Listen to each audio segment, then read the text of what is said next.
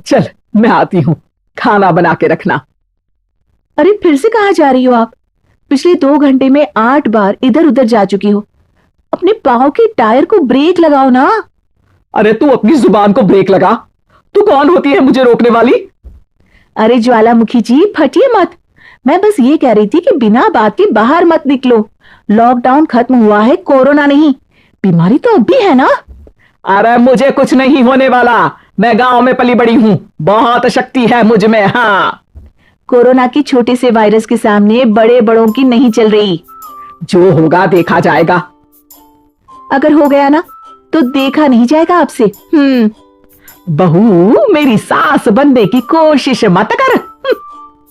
सास बहू की एक बात नहीं मानती और बहू के लाख समझाने पर भी निकल जाती है अपनी मनमर्जी करने। शाम को जब सास वापस आती है तो ये लीजिए, सैनिटाइजर से अपने हाथ क्लीन कर लीजिए।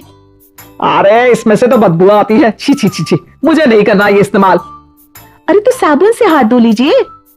इतनी बार हाथ धुलवाएगी तो चमड़ी गल के नीचे गिर जाएगी। माँ जी, आप बाहर से आई हैं, हाथ धोने का तो सरकार भी कह रही है। मेरी नहीं तो किसी की तो सुन लीजिए। मैं तो खुद अपनी सरकार हूं, मेरे अपने नियम है। कोरोना है।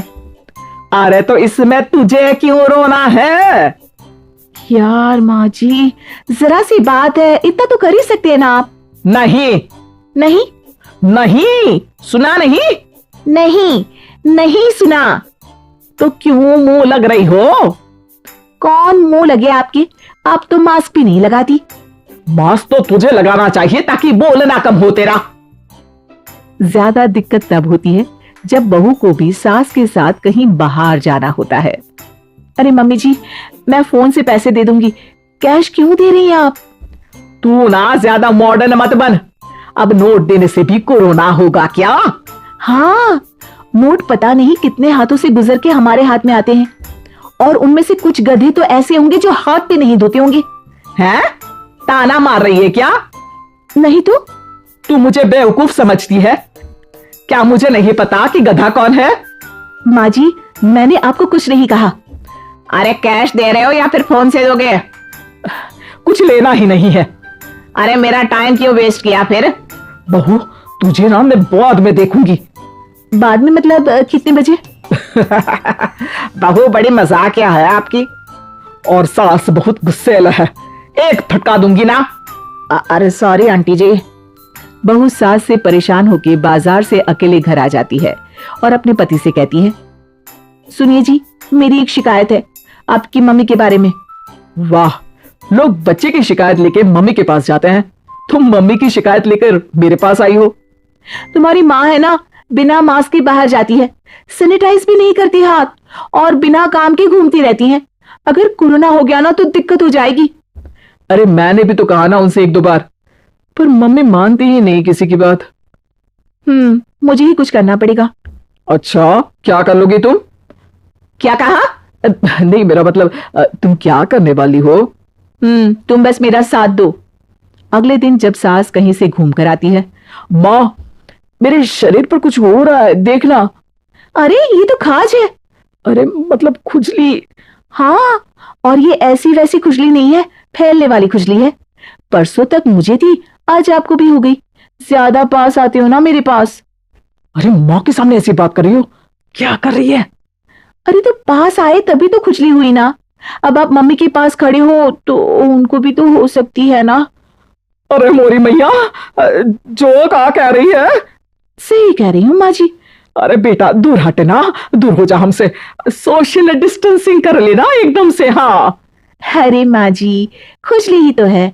आप तो गांव की शक्तिशाली औरत हो, आपका क्या कर लेगी ये खुजली?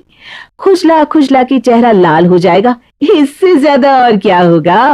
अरे नहीं नहीं बहू, थोड़ी मोटी चीज भी बड़ी दिक्कत दे सकती है ना। और खुजली है, अच्छा थोड़ी ना लगता है, लोग क्या कहेंगे? सारे घर को खुजली हो गई तो है। तो माँ क्या करूं मैं?